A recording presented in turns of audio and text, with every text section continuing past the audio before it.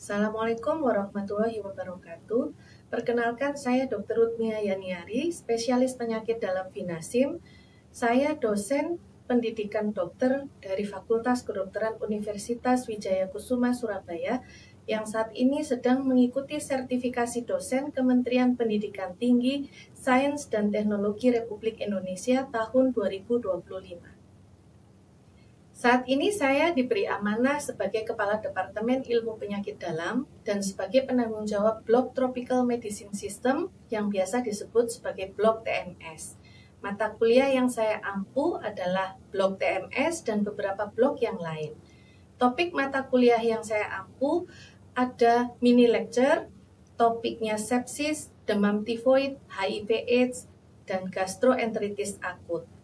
Lalu ada tutorial of instructor, di mana saya memberikan refreshing mengenai anamnesis demam, anamnesis penyakit infeksi, amoebiasis, malaria, dan cacing pada teman-teman dosen yang menjadi instruktur sebagai penyamaan persepsi.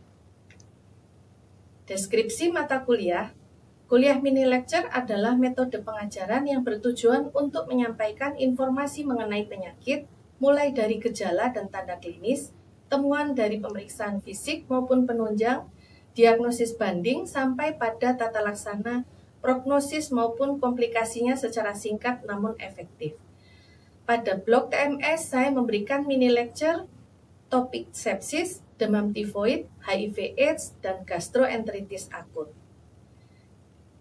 TOI atau Training of Instructor adalah program penyamaan persepsi yang diberikan pada instruktur skill lab atau clinical skill sebelum memulai kuliah clinical skill program, yang tujuannya adalah membuat standar informasi yang diberikan pada masing-masing peer group yang dibimbing oleh masing-masing instruktur, sehingga yang diberikan adalah standar dan sama pada masing-masing peer group.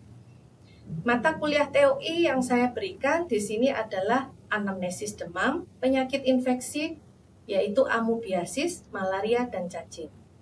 Kemudian ada TOT, yaitu Training of Tutor, adalah program refreshing yang diberikan pada tutor sebagai bekal pengetahuan mengenai kasus klinis yang akan didiskusikan dalam peer group tutorial, sehingga tutor dapat memandu proses diskusi agar dapat berlangsung dengan efektif. Pada blok TMS tidak ada tutorial, tetapi saya memberikan TOT pada blok-blok lain yang saya ampu. Instruktor adalah pembimbing dalam peer group yang memberikan informasi mengenai clinical skill, mulai dari indikasi, kontraindikasi, bahan-bahan dan alat apa saja yang diperlukan sampai pada prosedur yang benar dalam pelaksanaan tindakan medis tertentu. Tutor adalah pemandu program tutorial yang merupakan cara belajar aktif bagi mahasiswa dalam mendapatkan pengetahuan mengenai kasus klinis mengenai penyakit tertentu yang akan didiskusikan dalam peer group tutorial.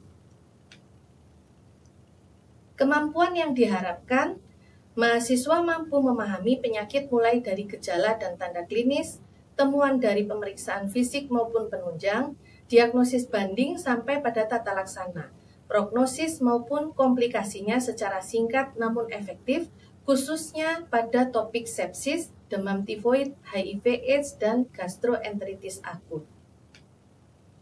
Mahasiswa mampu melakukan prosedur dalam clinical skill mulai anamnesis, pemeriksaan fisik, pemeriksaan penunjang dan interpretasinya dalam menunjang penegakan diagnosis suatu penyakit, khususnya dalam anamnesis demam, anamnesis penyakit infeksi antara lain amoebiasis, malaria, dan cacing. Materi yang saya sampaikan pada blok TMS seperti yang telah disampaikan di atas, yaitu saya membawakan mini lecture dengan topik sepsis, demam tifoid, HIV/AIDS, gastroenteritis akut, dan saya membawakan training of instructor berupa anamnesis demam, anamnesis penyakit infeksi khususnya amoebiasis, malaria, dan cacing. Pada blok FBS atau Fundamental Basic Science, saya membawakan training of instructor berupa general survey, pemeriksaan fisik umum interna, teknik anamnesis medis lengkap, kasus elektif interna, teknik penyusunan rekamedik kasus elektif lengkap, dan teknik penyusunan rekamedik kasus kegawat daruratan. Pada blok HIS atau Hematologi Imunologi Sistem, saya membawakan mini lecture dengan topik shock anafilaktik dan alergi makanan. Saya membawakan training of instructor berupa anamnesis dan pemeriksaan fisik pada kasus alergi. Pada training of tutor, saya membawakan HIV infection dan kasus alergi. Pada blok EMS, saya membawakan mini lecture dengan topik Graves' disease, metabolic syndrome, obesitas, adrenal crisis, diabetes mellitus, hipotalamus hipofisis pineal, dan saya membawakan TOI dengan topik anamnesis dan pemeriksaan fisik pada penyakit tiroid, penyakit paratiroid, gangguan adrenal, yaitu Cushing syndrome, dan konseling pada pasien dengan diabetes mellitus. Pada blok CVS atau Cardiovascular System, saya membawakan TOI dengan topik resusitasi jantung paru dan pemasangan intravenous catheterization. Pada blok GIS, saya membawakan mini lecture berupa topik upper gastrointestinal tract, sirosis hati dan hepatitis, peptic ulcer, reflux gastroesophagus dan kolitis ulceratif, dan saya membawakan TOI dengan topik pemasangan nasogastric tube, pemeriksaan fisik akut abdomen. Pada TOT, saya membawakan topik sirosis hati dan hepatitis kronis serta GERD atau gastroesophageal reflux disease. Pada blok GUS atau genitourinary system, saya membawakan mini lecture dengan topik glomerulonefritis dan sindroma nefrotik, glomerulonefritis akut pasca streptococcus, dan saya membawakan TOT dengan topik sindroma nefrotik dan glomerulonefritis akut pasca streptococcus. Metode pembelajaran, ada mini lecture, clinical skill, program, dan tutorial seperti telah dijelaskan di atas. Pada penilaian akhir blok TMS atau Tropical Medicine System, maka yang dinilai adalah melalui ujian MDE atau Multidiscipline Examination diambil nilai 60%, lalu pemberian tugas diambil nilai 40% dengan total nilai dari MDE dan tugas adalah 100%. Deskripsi tugas adalah belajar secara mandiri, mengerjakan tugas membuat laporan, dan mempresentasikan bersama dengan kelompok. Demikian yang dapat saya sampaikan. Terima kasih atas perhatiannya. Wassalamualaikum warahmatullahi wabarakatuh. Dulu aja ya. Nanti.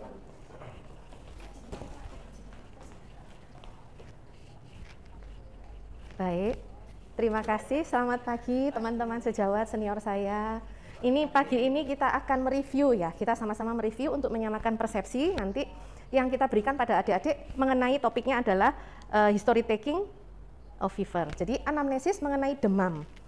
Berikutnya, tujuan umumnya apa? Mahasiswa mampu memperagakan atau melakukan. Lalu kemudian untuk tujuan khususnya mampu melakukan anamnesis demam secara sistematis. Deskripsi silabusnya ini metodenya kita menggunakan presentasi. Jadi kita memberikan contoh dulu pada adik-adik, memberikan sedikit teorinya ya, teorinya apa sih anamnesis itu, nah lalu anamnesis mengenai demam itu bagaimana, dan lalu kita demonstrasikan, lalu kita buat suatu coaching atau role playing, dan akhirnya mahasiswanya melakukan praktek mandiri topik anamnesis mengenai demam ini. Nah ini alat perlengkapan yang diperlukan adalah ya audiovisual, lalu mungkin film tentang anamnesis, coaching role playing. Ini kita menggunakan pasien standar. Jadi kalau nanti untuk adik-adik, mungkin teman, sesama teman ya. Jadi ada yang jadi pasien, ada yang jadi dokter untuk memperagakan anamnesis. Nah berikutnya, ini kita review saja bahwa anamnesis itu ada 6 bagian data penting ya. Yang pertama adalah identitas pasien. Identitas pasien itu minimal ada nama, usia, lalu pekerjaan, alamat, dan status pernikahan. Itu minimal, boleh dikembangkan sesuai dengan mungkin kasus apa yang membuat pasien datang ke dokter ya. Lalu kemudian ada riwayat penyakit sekarang, lalu kemudian riwayat penyakit dahulu, lalu kemudian ada anamnesis system, riwayat penyakit keluarga, dan riwayat psikososioekonomi dan budaya. Nah, kita lihat ini ada 4 yang kita bold, ini adalah fundamental 4. Jadi dalam anamnesis itu nanti yang pertama adalah keluhan utama, lalu setelah keluhan utama dikembangkan menjadi riwayat penyakit yang sekarang, kita masuk pada riwayat penyakit dahulu, lalu riwayat penyakit keluarga, dan psikososioekonomi dan budaya. Jadi ini semua harus dikerjakan. Lalu berikutnya, review mengenai riwayat penyakit sekarang. Jadi kalau sudah ada chief complaint atau keluhan utama, maka ini dikembangkan menjadi basic 7. Nah, ini basic 7 itu terdiri dari, misalnya kalau dia adalah keluhan nyeri, maka lokasi nyerinya itu di mana, lalu menyebar atau tidak, onsetnya kapan, sejak kapan dia muncul, lalu kemudian kronologinya, yaitu perjalanan penyakitnya, ini sudah berapa lama dirasakan, lalu apakah ada cerita yang mendahului, lalu kuantitas keluhan, ini seberapa sering terjadi, bila nyeri bisa dikatakan dalam skala nyeri, misalnya skala nyeri 0 tidak nyeri sama sekali, 1 sampai 10 itu nyeri, maka nyeri itu ada di titik mana, apakah nyerinya ringan, mungkin 1 sampai 3, nyeri sedang mungkin 4 sampai 5, nyeri yang berat 6 sampai 10. Misalnya seperti itu. Lalu kemudian, mohon maaf. Lalu kemudian kita tanyakan kuantitas keluhan. Jadi misalnya kalau nyeri seberapa sering keluhan nyerinya, lalu kualitas keluhan. Nah, ini seperti apa? Mungkin dari deskripsi. Kalau nyeri misalnya deskripsinya nyerinya seperti diiris ataukah seperti dipukul, nyerinya tumpul ataukah tajam dan lain sebagainya. Lalu faktor-faktor yang memperberat dan memperingan. Jadi apa yang bisa meringankan keluhan atau yang justru memperberat keluhan. Dan yang terakhir ini wajib ditanyakan adalah untuk menentukan kira-kira ini arahnya kemana, yaitu menanyakan keluhan lain yang menyertai. Ini analisis sistem, terutama kalau keluhan utamanya misalnya nyeri, nah itu maka keluhan lain yang menyertai apakah ada misalnya demam, kalau nyerinya itu akibat inflamasi karena infeksi misalnya seperti itu. Nah ini nanti yang kita latih ke adik-adik, ini adalah untuk anamnesis demam. Nah ini adalah checklistnya. Ini saya nggak ngerti ya. Kemarin akhirnya gimana dok? Skalanya ini apakah 1, 2, 3 atau ada 0, 1, 2? 0, 1, 2. 3. Oh seperti nasional. Baik, ini berarti kurang untuk penilaiannya ya. Jadi nanti adik-adik diajarkan bagaimana saat melakukan anamnesis itu awalnya harus memperkenalkan diri dulu dengan pasien, lalu menanyakan identitas. Jadi tadi salah satu poin dari anamnesis ya. Yang pertama adalah identitas. Lalu ini pekerjaan pasien dan lain-lain masuk identitas ya. Kemudian memperhatikan pasien dan tidak mencatat selama mendengarkan. Jadi ini nanti diajarkan pada adik-adik ketika kita bertanya dan pasien menjelaskan, jangan sambil menulis. Lalu kemudian menggunakan pertanyaan yang open pada awal anamnesis. Dan 3 pertanyaan pertama anamnesis ini harus open. Jadi bukan dijawab ya atau tidak, tapi biar pasiennya yang menjelaskan. Lalu kemudian memberikan panduan pada pasien dan bersifat tidak menginterogasi. Jadi kalau kita nanya tidak seperti orang yang interogasi.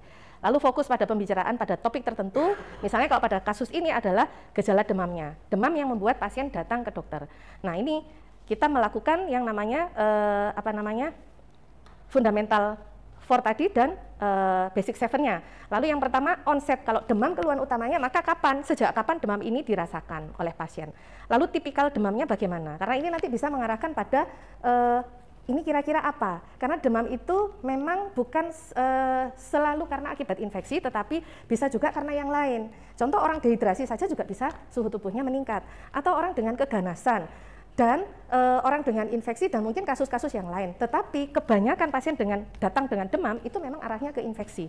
Maka seperti yang pernah saya dapatkan dari guru saya, kalau kita curiganya ke arah infeksi, sebenarnya nanti di terakhir itu, di gejala yang menyertai lainnya, itu kita harus menanyakan sumber infeksi. Ada 3, jadi ada 3 sumber infeksinya, itu dari saluran yang terbuka, jadi saluran respiratori, saluran GI, dan urinary, itu yang sering. Tetapi apakah selalu sumbernya dari situ? Tidak, karena semua organ tubuh kita bisa mengalami infeksi. Cuman paling 3 sistem organ ini nanti harus didalami. Nah, lalu kemudian ini durasi frekuensi ini penting untuk menentukan kalau demam misalnya yang muncul di sore hari itu arahnya ke tifoid, misalnya seperti itu. Jadi adik-adik ini mungkin belum mempelajari kasus ya, berkasus, tetapi nanti diarahkan. Lalu kemudian menanyakan setidaknya 2 kejadian lain saat demam muncul. Jadi misalnya yaitu tadi keluhan yang menyertai. Kalau demam apakah ada batuk, misalnya kalau dari respiratorinya. Kalau dari GI-nya mungkin ada diare. Kalau dari saluran kencing mungkin ada nyeri saat buang air kecil, atau nyeri perut bawah, atau nyeri pinggang dan lain sebagainya. Lalu kemudian ini menanyakan 3 keluhan lain, menggigil, sakit kepala, berkeringat, bintik merah, ini adalah untuk demam berdarah ya. Lalu kemudian 3 informasi tambahan lainnya, yaitu riwayat perjalanan, riwayat penyakit sebelumnya, kemudian pengobatan dan riwayat pekerjaan. Artinya apa? Bisa jadi demam itu terkait bahwa infeksinya ini kira-kira apa, misalnya ada perjalanan keluar pulau yang daerah endemis malaria, mungkin bisa jadi itu suatu malaria. Lalu kemudian pekerjaan, nah pekerjaannya ini apa? Misalnya dia bekerjanya di pasar ya, di pasar mungkin hygiene dan sanitasinya kurang baik, saat makan lupa cuci tangan, akhirnya kena tipes misalnya seperti itu. Lalu riwayat pengobatan, nah pengobatannya yang dia sudah lakukan selama ini apa? Maksudnya juga bisa untuk menanyakan riwayat penyakit dahulu. Kalau misalkan dia ada komorbid diabetes, hipertensi, mungkin ada obat-obatan diabetes atau obat-obatan darah tinggi yang sedang dikonsumsi saat ini. Lalu kemudian setelah melakukan anamnesis semuanya, maka bisa menyebutkan minimal 2. Oh, ini arahnya kira-kira kemana? Untuk diagnosis utama dan setidaknya 1 diagnosis banding. Jadi mungkin itu yang bisa kita review ya. Bisa diperagakan untuk anamnesisnya. Mas Tatak sudah ya? Anamnesisnya sama Pak Yadi ya? Lah Pak Yadi tadi yang sudah belajar. Oh, dokter aja. Ada skenarionya dong. Skenarionya baca dulu nggak apa-apa dok. Lah Mas Yadi. Maaf ya dok ya. Iya dok ya, harus cepat ya kita, biar cepat selesai. Nanti saya tak buat slide itu peraturan tata tertib maring ini. Mas Yadi maaf ya, sudah ya. Jadi ini saya harusnya ada kayak bolpen dan kertas ya. Oh, ini aja loh mas, pura-pura mas. Ini dok, ada dok. Ya, terima kasih. Tes ya mas.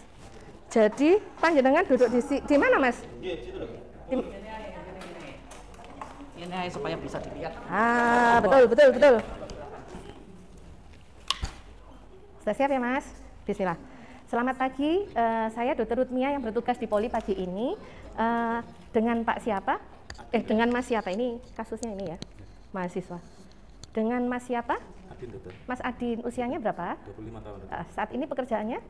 Saya mahasiswa, dokter. Masih mahasiswa ya? Tinggal di mana mas? Tinggal di Dukuh Kupang Timur, dokter. Oke, belum menikah berarti ya? Belum, baik, identitas pasien sudah kita tulis. Kemudian apa yang membuat Mas Adin datang kemari? 1 minggu ini dok, apa namanya kok rasanya lemas gitu ya. Oh, gimana? Maaf. Biasanya kita duduknya gini ya. Oh, iya. Baik. Oh, kita jauhan dong. Oh, kejauhan. Ya. Mas, demam, Mas. Demam. Diulangi lagi. Gak apa-apa, dibuka aja kerpeannya. Mas rewind ya.